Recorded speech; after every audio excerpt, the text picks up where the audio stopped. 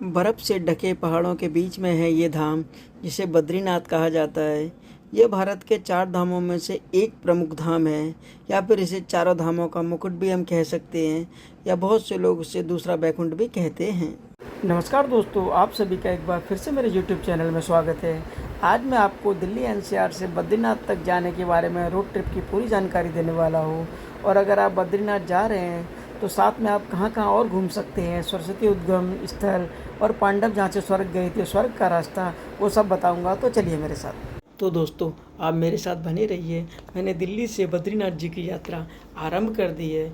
इस दौरान जो भी स्थान बीच बीच में आएंगे उन सब की जानकारी मैं आपको दूंगा। सबसे पहले आप दिल्ली से चलकर हरिद्वार में पहुंचिए और वहां गंगा माँ में स्नान करके अपनी यात्रा आगे के लिए बढ़ाइए। इस वीडियो में मैं हरिद्वार ऋषिकेश की डिटेलिंग आपको नहीं बता पाऊँगा, क्योंकि वीडियो बहुत लंबी हो जाती है। मैं डायरेक्ट आपको देवप्रयाग लेके चलता हूँ। देवप्रयाग ये वही स्थान है जहाँ पर आप देखेंगे कि भागीरथी और अलकनंदा ये दोनों मिलके यहाँ गंगा नदी को बनाती हैं और यहाँ से गंगा बन के चलती है। और इसके आगे हम पहुँचेंगे तो ये अपनी धारी देवी है, जो चारों धामों की रक्षक देवी के रूप में जानी जाती है। इसके आगे हम बढ़ेंगे तो हम रुद्रप्रयाग की तरफ जाएंगे। रुद्रप्रयाग में भी हम बाईपास से निकलेंगे, हम उसके अंदर डिटेलिंग में नहीं जाएंगे। और उसके बाद हम पहुंचेंगे कर्णप्रयाग। इस तरीके से अगर हम दिल्ली से बद्रीनाथ जी के लिए जाते हैं तो हमें लगभग रास्ते में 5 प्रयाग मिलते हैं, जो क्रम से अगर मैं दिल्ली की तरफ से बताऊं तो आपको सबसे पहले देवप्रयाग मिलता है, उसके बाद रुद्रप्रयाग मिलता है, उसके बाद कर्णप्रयाग मिलता है, उसके बाद नंदप्रयाग मिलता है और सबसे लास्ट में विष्णुप्रयाग मिलता है। उसके बाद हम सीधे बद्रीनाथ जी पहुंच जाते हैं। पर क्रमशः अगर मैं इस तरफ से गिनता हूं तो ये उल्टे प्रयाग होती है। इनके सीधे प्रयागों की संख्या विष्णुप्रयाग से शुरू होती है। विष्णुप्रयाग, नंदप्रयाग, कर्णप्रयाग, रुद्रप्रयाग और उसके बाद देवप्रयाग। तो सबसे पहले विष्णुप्रयाग में अलकनंदा जी में धौली गंगा नदी मिलती है और वो मिलके अलकनंदा ही बन जाती है। और उसके बाद अगर हम नंदप्रयाग की बात करें तो नंदप्रयाग में नंदाकिनी और अलकनंदा का मेल होता है। उसके बाद कर्णप्रयाग की बात करें तो कर्णप्रयाग में अलकनंदा नदी और पिंडर, या कुछ लोग उसे कर्णगंगा भी कहते हैं, उनका मिलाप होता है और वहाँ से अलकनंदा बन के चलती है। और रुद्रप्रयाग के अंदर जो कि मंदाकिनी रिवर है, जो अपनी केदारनाथ जी की तरफ से आ रही हैं, वो अलकनंदा में मिल जाती हैं, तो वो अलकनंदा चलती है। और अंत में जैसा कि आपको पता ही होगा कि देवप्रयाग में आके अलकनंदा और भागीरथी मिलकर गंगा नदी का निर्माण करती हैं। इस दौरान रास्ते में जाते हुए हमें हेलंग नाम का स्थान मिलता है। अगर वहाँ से आप जाना चाहें तो आप कल्पेश्वर महादेव के भी दर्शन कर सकते हैं। वहाँ से 20 किलोमीटर की दूरी पे कल्पेश्वर महादेव हैं, जो कि पंच केदारों में से एक हैं। ये हमारे दिल्ली से जब हम बद्रीनाथ जाते हैं तो रास्ते में ही होते हैं, तो आप चाहें तो वहाँ के दर्शन कर सकते हैं। और अगर आप जोशीमठ होते हुए जाएंगे तो जोशीमठ में आपको भगवान नरसिंह का एक भव्य मंदिर बना हुआ है, तो आप उसके भी दर्शन करते हुए जाएं। और दिल्ली से लेकर हरिद्वार के बीच में आपको रुकने की व्यवस्था लगभग हर 10 से 20 किलोमीटर में मिल जाएगी। रुकने वाले होटल्स और खाने पीने वाले होटल्स की कोई कमी नहीं रहती है इस रोड पे। लेकिन अगर आप जा रहे हैं बद्रीनाथ की तरफ तो आप कोशिश ये करें कि केवल दिन टाइम में ही यात्रा करें, रात को यात्रा ना करें, क्योंकि रात को रास्ता थोड़ा रिस्की है। और इस टाइम पे जुलाई का महीना चल रहा है, तो बरसात के चक्कर में लैंडस्लाइडिंग होने का खतरा ज़्यादा बढ़ जाता है। जितना हो सके आप रात की ड्राइव से बचें। आप रास्ता देख पा रहे होंगे, पहाड़ देखने में सुंदर लगते हैं, और कई बार रात के समय कोई पत्थर सड़क पे आ जाता है तो जल्दी से आपको हेल्प नहीं मिल पाएगी। आपको फिर बीच रोड पर रुकना पड़ सकता है, या फिर आपको वापस नियर में कहीं जाना पड़ेगा जहाँ आपको होटल मिले। दिल्ली से बद्रीनाथ की दूरी अप्रोक्स 550 किलोमीटर के आसपास है, तो एक दिन में पहुंचना मुश्किल होता है। तो आप कोशिश करें कि अगर आपको जैसे ही अंधेरा होता है आप वहां रुकने की कोशिश करें। और अगर आप नहीं रुकना चाहते हैं तो पीपल कोटी के आसपास रुक जाइए, क्योंकि वहां आते आते आपको 100% रात हो जाएगी और उसके आगे लैंडस्लाइडिंग जोन चालू होता है। ये जो आप देख पा रहे हैं ये जेपी का हाइड्रो पावर प्लांट है, और अपने राइट साइड में जो नदी चल रही है ये अलकनंदा नदी है। अब हम जोशीमठ से आगे बद्रीनाथ जी के लिए निकल पड़े हैं। आप यहाँ देख पाएंगे बहुत ही सुंदर पहाड़ हैं और बहुत ज़्यादा ऊंचे हैं। लेकिन मैं आपसे यही कहूँगा कि अगर आप इन रास्तों पे आ रहे हैं तो आप कोशिश करें कि दिन में ही ड्राइव करें। बद्रीनाथ जी के बारे में कहा जाता है कि नर और नारायण नामक 2 पर्वत है वहाँ, क्योंकि भगवान विष्णु के ये अवतार नर और नारायण ने यहाँ हजारों साल तपस्या करी थी और इसी स्थान पे भगवान विष्णु ने हजारों साल तपस्या की थी। और कहते हैं जब भगवान विष्णु तपस्या कर रहे थे तो यहाँ पे बर्फ़बारी शुरू हो गई थी और भगवान विष्णु पे बर्फ़ ना पड़े इसलिए माँ लक्ष्मी ने उन पर एक बेरी का रूप धारण करके उन पर छाया की थी, तो इसीलिए इसका नाम बद्रीनाथ पड़ गया। तब से इस स्थान को लोग बद्रीनाथ के नाम से जानते हैं। आप लोग जो मेरे दाहिनी तरफ देख पा रहे हैं ये भगवान गणेश का मंदिर है। इसके जस्ट पीछे ही विष्णु प्रयाग है। रास्ते में आप देख पाएंगे हैवी लैंडस्लाइडिंग जोन है, पत्थरों का ढेर लगा हुआ था और आप देखेंगे पहाड़ काट के रास्ता बनाया गया है। रास्ता खूबसूरत है लेकिन पत्थर इस रोड पे आते रहते हैं। और ये जो आप रास्ता देख पा रहे हैं ये फूलों की घाटी और हेमकुंड साहिब की तरफ जाता है। ये रास्ता बेसिकली गोविंद घाट से कट जाता है और आगे हम सीधे निकल जाते हैं बद्रीनाथ जी के लिए। और जिनको हेमकुंड साहिब या फूलों की घाटी की तरफ जाना है वो यहाँ से सीधे हाथ की तरफ जा सकते हैं। भगवान बद्री विशाल की अनेकों कथाएं हैं। इस वीडियो में मैं आपको वो सब नहीं बता पाऊँगा, लेकिन जो मुख्य मुख्य स्थान हैं उनके बारे में बताऊँगा। यहाँ से बद्रीनाथ जी का मंदिर अप्रोक्स 15 किलोमीटर है। आप इस स्थान के आसपास मतलब गोविंद घाट के आसपास भी होटल लेके रुक सकते हैं और अगर आपको सीधा जाना है तो आप आगे भी जा सकते हैं। रुकने वाले होटलों की कोई कमी है नहीं इस रोड पे। यहीं पर आपका रजिस्ट्रेशन चेक होता है। अगर आप ऑनलाइन रजिस्ट्रेशन करा के नहीं आ पाए हैं तो परेशान होने की ज़रूरत नहीं है। आपको बद्रीनाथ जी में रजिस्ट्रेशन ऑफलाइन इजीली हो जाता है। तो आप मेरे साथ बने रहिए, मैं आपको बद्रीनाथ जी में मिलता हूँ। तब तक आप श्री हर स्तोत्रम सुनिए।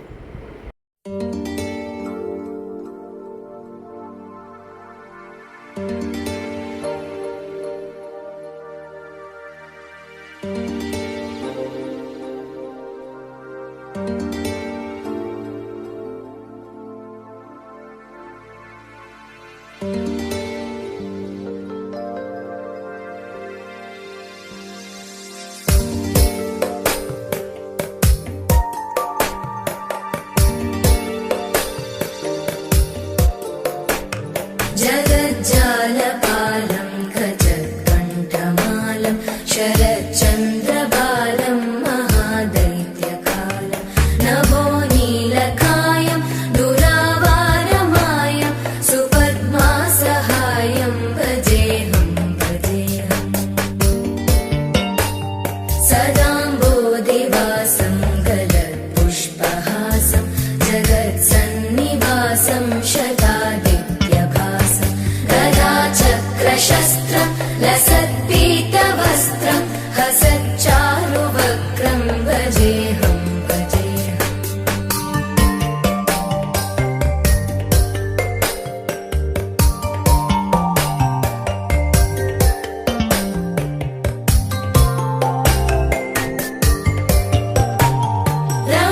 रमाकण्ठहारं श्रुतिव्रातसारं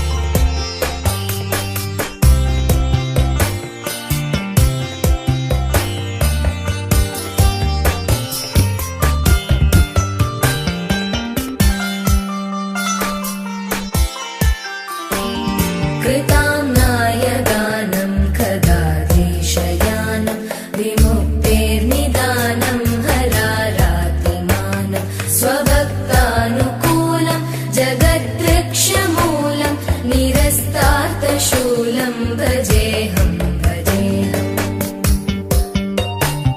समस्तामरेशं द्विरेवाभकेशं जगत्। तो दोस्तों एटलीस्ट हम लोग बद्रीनाथ धाम पहुंचने वाले हैं।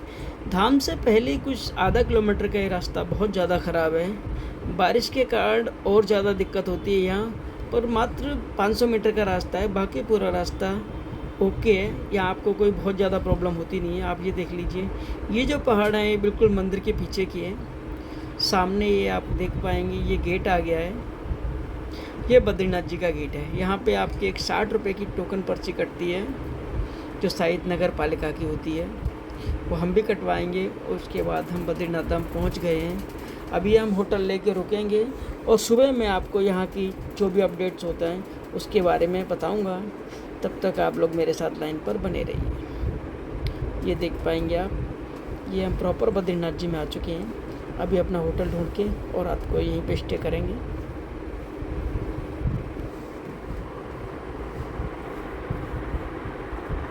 ये आप देख पाएंगे, ये बद्री विशाल का टैक्सी स्टैंड और बस स्टैंड दोनों ही हैं। जो लोग टैक्सी से आ रहे हैं या हरिद्वार से बस से आ रहे हैं तो उनको गाड़ी यहीं उतार देगी और यहाँ से आपको पैदल ट्रैक करके जाना पड़ेगा। उससे पहले आप ये देख लीजिए, मैं दिखा देता हूँ। ये नज़ारे हैं यहाँ के, बद्री विशाल का दरबार है ये।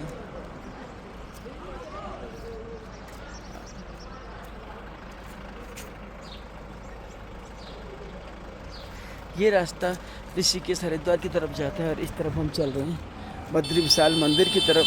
ये पैदल ट्रैकिंग अप्रॉक्स 100 से 150 मीटर की है। मैं आपको लेके चलता हूँ मंदिर की तरफ।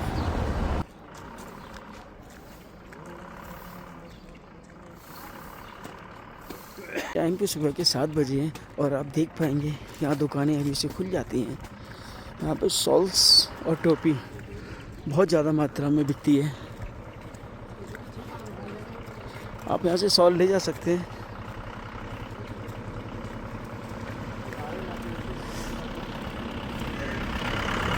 इस तरफ भी आप देख पाएंगे, ये भी कोई शॉल शॉप है। ये सुबह सुबह ओपन हो जाती है।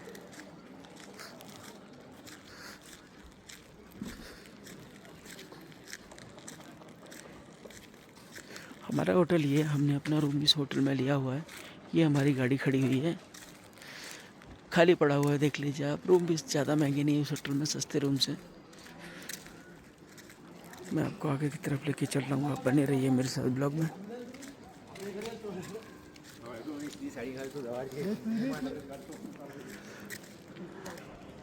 ये देख लीजिए कुछ बड़ी प्रॉपर्टी है, डिवाइन विस्टा करके। होटल्स की यहाँ कोई कमी रहने वाली नहीं है। अगर आपको नाइट स्टे करना है तो आप यहाँ हर तरीके का होटल ले सकते हैं। अगर आप नाइट में आ गए हैं तो नाइट में भी मंदिर के दर्शन करके उसके बाद सुबह उठ के नहा के भी दर्शन कर सकते हैं।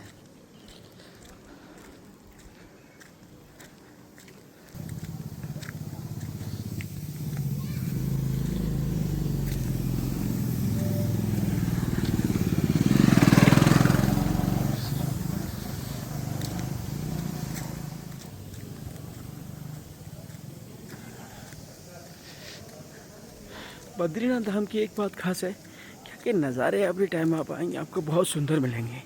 अगर आप मई में जैसे ही बद्री धाम के कपाट खुलते हैं तो आपको स्नो से भरे हुए नज़ारे मिलेंगे, आपको दिल खुश हो जाएगा। और इस टाइम पे भी आएंगे तो इस टाइम पे भी नज़ारे बहुत सुंदर रहते हैं। एवरी टाइम इधर मौसम में नमी रहती है, मौसम ठंडा ही रहता है।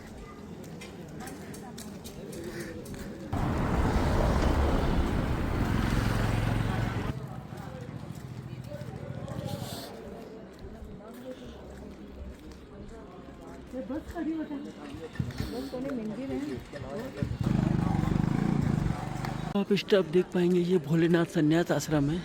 काफ़ी पुरानी बिल्डिंग है ये।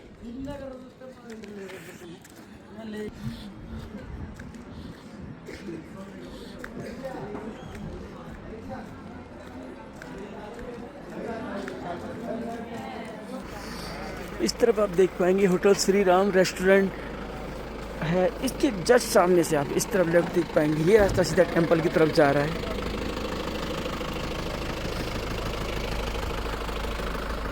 यहाँ पे पुलिस की बैरिकेडिंग की गई है। ये रास्ता चला जाता है मंदिर की तरफ, और अगर आप ये देख पाएंगे तो ये मानव विलेज की तरफ जा रहा है।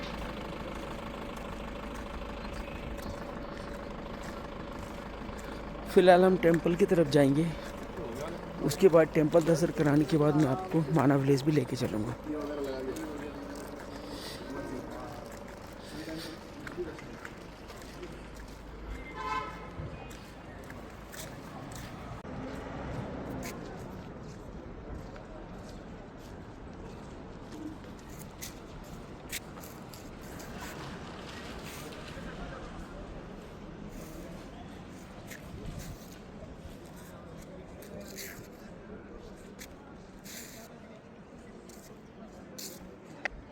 ये जो बिल्डिंग आप देख पा रहे हैं, ये गवर्नमेंट ऑफिस की बिल्डिंग है।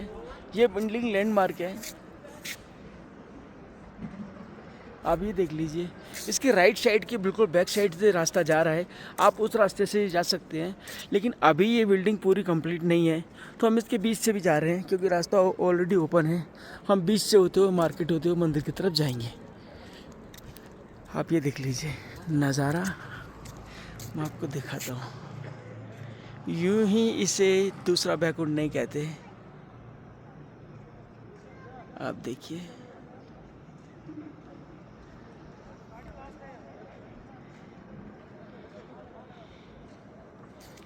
ये चारों तरफ से घेरा हुआ है, इस वजह से इनको दूसरा बैकुंठ कहा जाता है। दोस्तों, आप ये जो बिल्डिंग देख पा रहे हैं, ये कॉरिडोर बन रहा है, अभी इनकम्प्लीट है, कुछ दिनों में ये कंप्लीट हो जाएगा। और मैं ये जो आपको पर्वत दिखा रहा हूँ, ये नारायण पर्वत है। ये देख लीजिए, बेहद खूबसूरत है। और जब इस तरफ देख पा रहे हैं, ये नर पर्वत है। इनकी एक बहुत लंबी स्टोरी है। ये नर और नारायण पर्वत हैं। ये बहुत फेमस और बहुत ओल्ड स्टोरी है, वो मैं आपको कभी बाद में सुनाऊंगा क्योंकि वीडियो बहुत लंबी होने वाली है। इस साइड का जो आप व्यू देख पा रहे हैं, ये मानव विलेज की तरफ है। फिलहाल मैं चल रहा हूँ।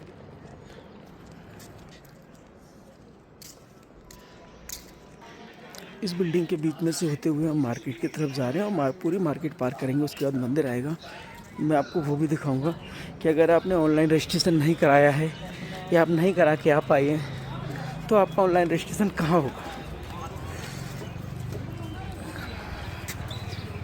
शॉप्स खुल चुकी हैं, आप ये देख लीजिए।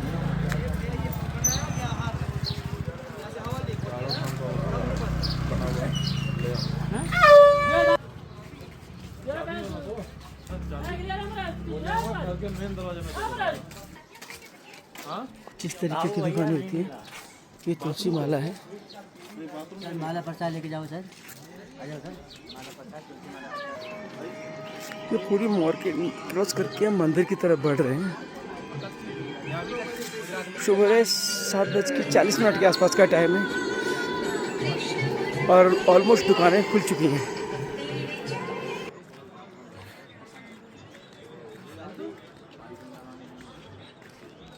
ये नीलकंठ सदन है, श्री बद्रीनाथ केदारनाथ मंदिर समिति के द्वारा बनाया हुआ है। इसके नीचे ATM बना हुआ है। अगर आपको पैसे की रिक्वायरमेंट है तो आप यहाँ से निकाल सकते हैं, क्योंकि कैश कैरी करना बहुत ज़रूरी है।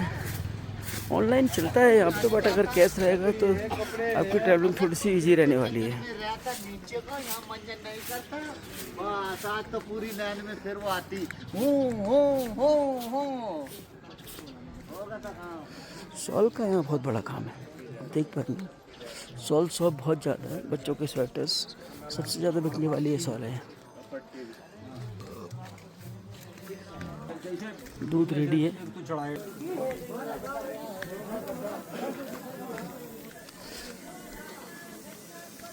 देख लीजिए, ये सबसे ज़्यादा बिकने वाली चीज़ ही शॉल है। और ये देख लीजिए, सुबह सुबह दूध रेडी है, और आपको दूध पीना है तो कुल्हड़ का दूध भी रेडी है।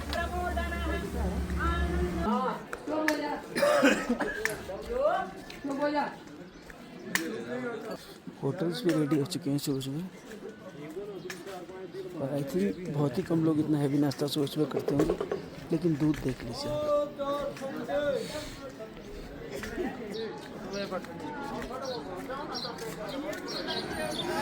यहाँ से ऑनलाइन रजिस्ट्रेशन नहीं करा के आए हैं तो आप इस काउंटर पे आके अपना ऑफलाइन रजिस्ट्रेशन करा सकते हैं। यहाँ रजिस्ट्रेशन बिल्कुल फ्री होता है और ये रास्ता मंदिर की तरफ जा रहा है। ये विशेष पूजा काउंटर है। अभी चूँकि भीड़ कम है तो रास्ता यही खुला हुआ है। तो अगर रजिस्ट्रेशन आपका ऑनलाइन हो रखा है तो ठीक है, अगर नहीं हो रखा है तो आपको परेशान होने की ज़रूरत नहीं है, आप यहाँ आकर रजिस्ट्रेशन करा सकते हैं। अब हम चलते हैं मंदिर की ओर। इससे हम एंट्री कर रहे हैं और ये सीधा हम पुल पे जाएंगे। और पुल पे जैसे कि आप देख पाएंगे इस साइड पे ये अलकनंदा रिवर आ रही है भाई इस साइड पे।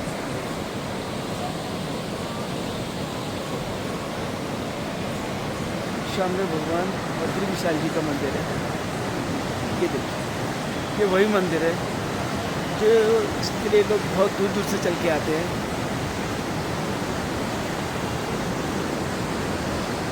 इस साइड में रिवर में है।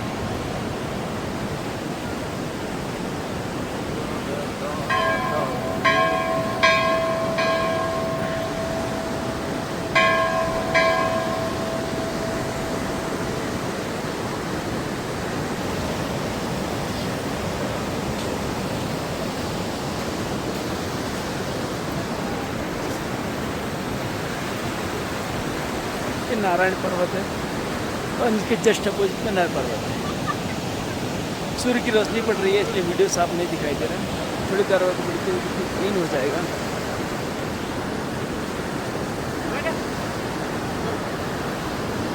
मैं आपकी जानकारी के लिए बता दूं, ये उत्तराखंड के 4 धामों में भगवान बद्रीनाथ का मंदिर तो आता ही आता है और जो भारत के 4 बड़े धाम हैं उसके अंदर भी ये मंदिर की काउंटिंग होती है।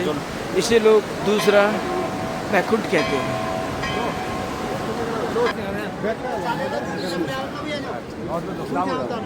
इन सीढ़ियों से होते हुए हम मंदिर की तरफ चलेंगे।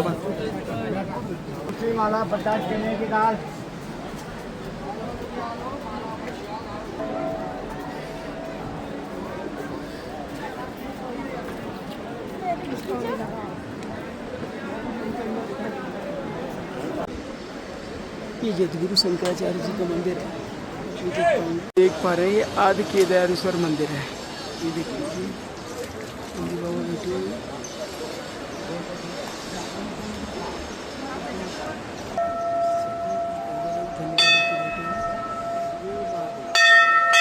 इस साइड आप देख पा रहे हैं तत्कुंड है। इस साइड अलकनंदा रिवर बह रही है और यहाँ लोग नहा रहे हैं। एक तत्कुंड ये बना हुआ है और महिला तत्कुंड इस साइड में। इन सीढ़ियों से चढ़ के मंदिर की तरफ फिर से जा रहे हैं।